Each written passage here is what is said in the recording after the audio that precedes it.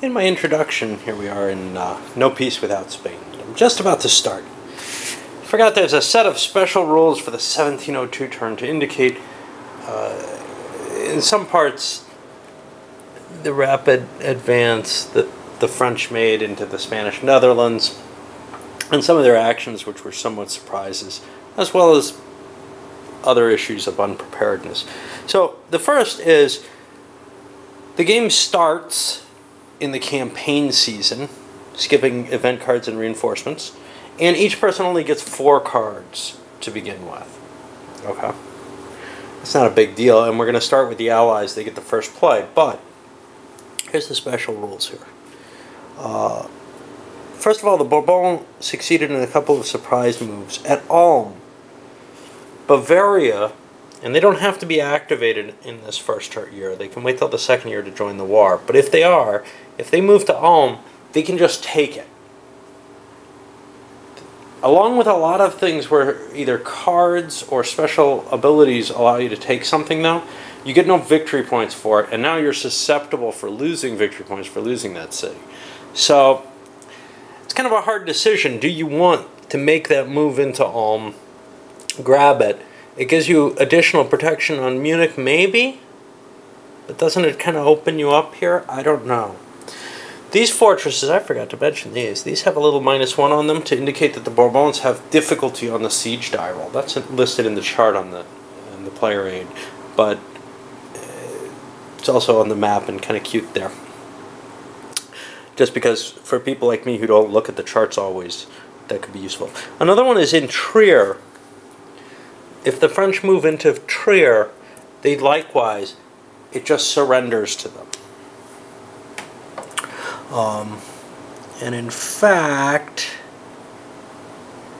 if there's an alliance in the force in Trier in 1702, it is forced to retreat. That one looks more appealing to me because it improves the defensive line, and then with Koblenz as well, would really push the French position into the empire in a way that I think overall is helpful to them. They still have to maintain a line somewhere, though, but it clears Metz a little bit and probably positions them better for dealing with the Allies there. Then there's the Maastricht blockade. There's a Dutch fortress of Maastricht being sieged in Liege. The special rules for this is it's a level 1 fortress during 1702 as long as the Bourbons control it. If the Allies take control of Liege, there's a special marker under that force now. It wasn't there before, I put it there. To indicate Liege 1702 special status. Once that's removed, Liege becomes a level 2 fortress as it normally is, and if the Allies took it, they get an extra Dutch corps into their force pool and actually on the board, I believe. Yeah. Which otherwise is being reserved. Now, it's not clear. There it is. These are units that are reserved for cards. It's not clear to me whether that comes into play if there is no... does that just never make it into the force pool even? I don't know. And the Allies will get 2 victory points for taking Liege if they do that. Sort of the opposite of the others. If they don't get Liege in the first year, then in the winter phase the marker disappears. Liege is now a level 2 fortress as normal. There's no special victory points for it or anything. It's just French owned completely. And then the final one is, I hope it's the final one because I haven't read any others, Spain isn't allowed to restore using the restore action, surprisingly. Flip over a counter to a full strength corps. They have to leave their half strength corps at half strength. That's to indicate their military unpreparedness for the situation. Okay, well, let's actually start now. Oh, these little boxes are convenience boxes to hold armies. I don't think I'm going to use them, but I may end up having to at some point. But the stacks just don't look like they're going to be that big. Alrighty. Okay, so let's start things off. The Allies, both sides have 4 cards. The Allies have the initiative, so they get to go first, have to go first, however you want to put it. I look at their cards, and they don't have a lot of options here. I'm trying to think of 2 things I want to do. Maybe 1. I've got Marlborough here. It might be interesting to attack at Antwerp, but then I couldn't move down to Liege. I'd have to swing back through to attack Liege. I'm going to take this opportunity. So, you can only do one thing with any given counter, basically, in one action phase. So, what I couldn't do is, say, increase one of these half-point units and then attack. I want to get the attack in. I'm not sure whom I want to attack first, but I think hitting Boufflers with his larger force at Liege and then starting a siege next turn makes more sense than smacking into Antwerp. I'm not positive. But at least I get the extra Dutch troop off of this, right? Maybe? I don't know. So, looking for a second action, I said, okay, I'm going to attempt a naval action against Cadiz. If I can get that, that saves me a couple of victory points. That's really cool, because those are points I can't get back. Those aren't like fortresses or something. So I'm going to open up, playing a 2-point card, and let's take care of these actions one at a time. First, I set sail. I've got a leader, so it's allowed. I've got 2 corps or less, and I land at Cadiz. Now, I'm going to be able to siege Cadiz if they withdraw in. First thing I got to do is I got to find some dice. It's a game with a lot of dice.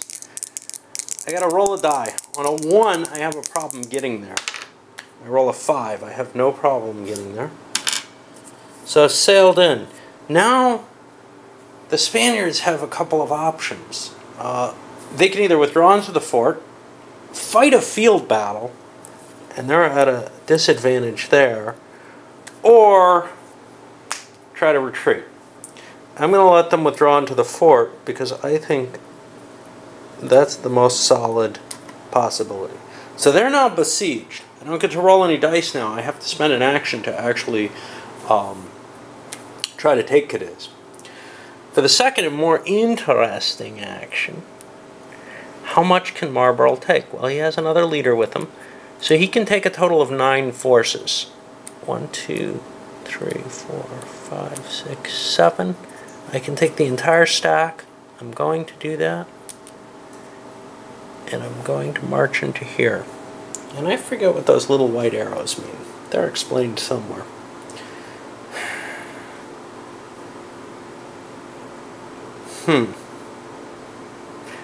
Okay. So, Boufflers gets to attack now, or gets to defend himself. I can't try to intercept with this because there are troops here. But there's a fortified line there. Marlborough's going to attempt to bypass that fortified line. Let's see how that works.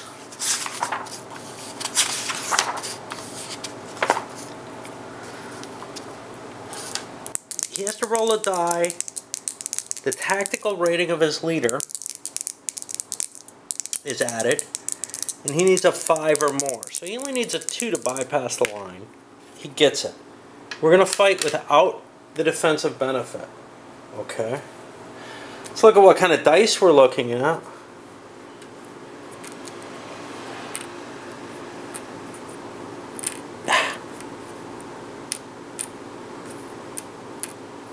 One, 2, 3, 4, 5, 6. Marlborough's got 6 for troops, plus 3 of his own. He'll have 9 dice. Now, his would be reduced by 1 if he had no British troops with him, and reduced by 1 if he had no Dutch troops with him. Boufflers has 1, 2, 3, 4, 5, 6 dice. So it's going to be 6 dice against 9. I'll collect those dice up and come back in a moment. The roll was not a good one from Marball's point of view. Now, 5s and 6s are needed to hit here. There's no modification due to the fortified line. The defender got 1, he got 1. That means each is going to take a hit. They have to take it off of complete forces, and they have to take it off of the force, their first hit, and that's all they got, off the force with the most forces there, which is going to be the subsidy forces for the Allies. Each took 1. That means Marlborough lost. His force is going to be demoralized because of that. And he's got to retreat. He doesn't necessarily have to retreat where he came from, but he has to retreat all to one space. And there really aren't a lot of options. So he's back there, and Boufflers has beaten him. And historically, Marlborough's kind of interesting. He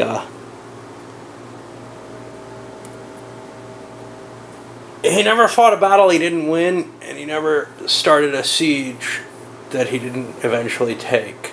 Well, this game's already failed on that. This is not a famous victory, because the losing side didn't suffer at least 5 actual hits or lose at least 2 total core. Those are the requirements for that. So that's about what we got for the Allied turn there. They've laid siege to Cadiz, and Marlborough's failed.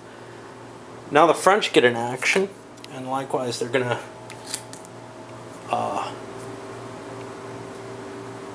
do something. I don't know what yet.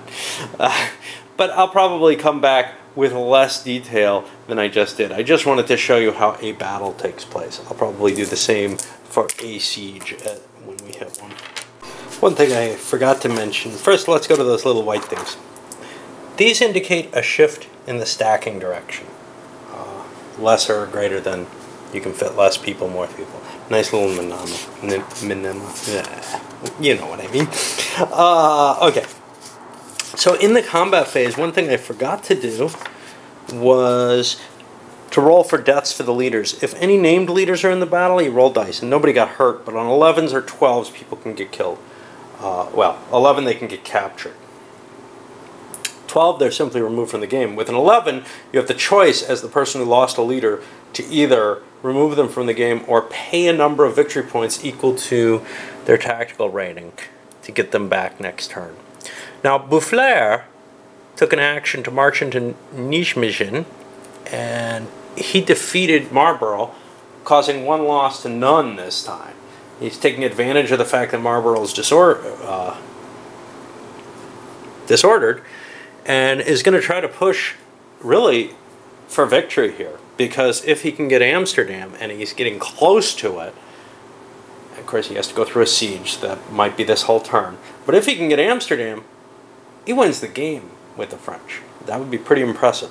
Also slid this unnamed leader over to Trier, and took advantage of that special role. I want that. I explained some of the reasons, but I really do want to try to limit the frontage, and Trier doesn't hurt me there. All may, and I haven't decided to go with that yet. Okay, so we go back to a British or an Allied turn, and things are looking a little desperate for them, actually. So on the Allied turn, they play a 2 card, and they rallied Marlborough. Rallied 3 of the units. He's allowed to rally half of his command rating. 3 units in his stack. I could have used the other leader here to rally 2 more units, but that would have used up the rest of my commands. And I really want to get this siege going. In terms of modifiers, it turns out there's none. The besieger has a line of communications.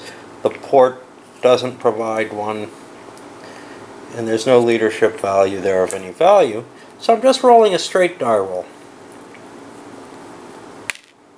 They get a 6, which is very good. The attacker takes 1 hit. The defender takes 2. The Brits take a hit. The defender takes 2. 1 is on the fortress. 1 is on this Spanish unit, which is going to get honors of war. That means Cadiz has fallen. It's worth a victory point right now.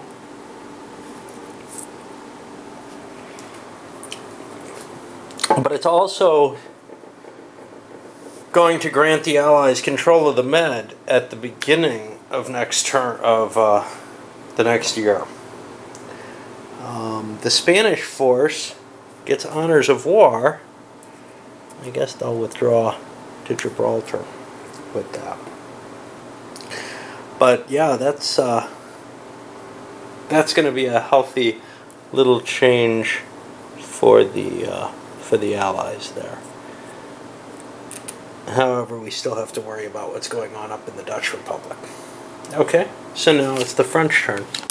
Well, the French succeeded in their siege of Nijmegen. Nijmegen. I don't know how to pronounce these, obviously. And now the Allies are in a tough position. And they're holding 2 cards. A 1 and a 2. If they help Marlborough's force with 2 actions, they could probably undemoralize most of it. Then they could attack here, but what do they gain? They won't be able to throw a siege off because it's the end of the campaigning season. So they'll have to withdraw back to Amsterdam.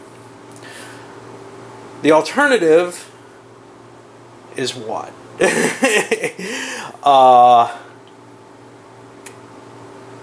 To attack now with a demoralized force?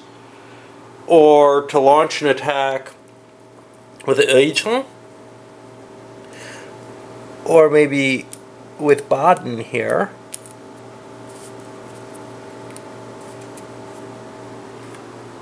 It's not really clear that there's anything terribly valuable that they can do to position themselves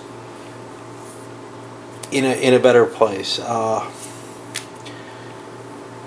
They've got this Cadiz force. They could actually do something with that. Maybe try to march on Madrid. 1, 2, 3. It's just hard decisions here as to what to do. And this is definitely a much lighter game than I hoped for. One where these kind of decisions are important and interesting and valuable and all, but it feels a lot less like a war game and more like a regular strategy game. So Marlborough succeeded in taking the Nijmegen space back, driving Boufflers out with 2 losses.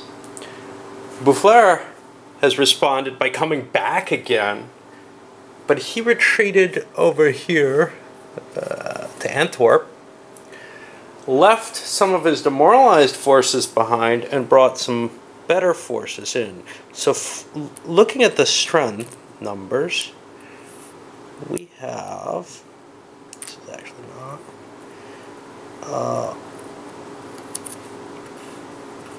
1, 2, 3, 4 demoralized dice, needs 6 to hit, and 2 non-demoralized. Now let me see, 1, 2, 3, 4, he can bring more with him. I'll bring the rest of these too. He can bring 4, 7 with him. So I'll bring these too. I don't know if I need the leader. I'll leave the leader behind. Okay. So let's look at those numbers again. 1, 2, 3, 4, 5, 6, 7, yeah. 1, 2, 3, 4 bad dice and 2 good dice.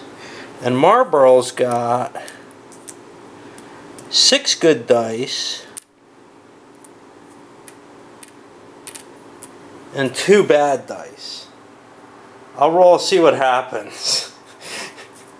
But this is really, if Boufflers can chase Marlborough out of here, he gets to hold that space through the winter quarters phase, which I think is key.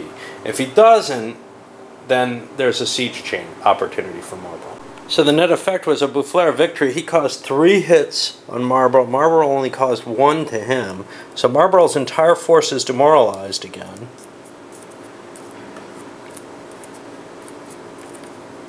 And will be forced back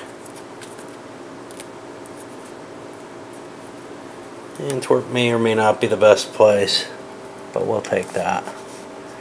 Just losing that would be horrible.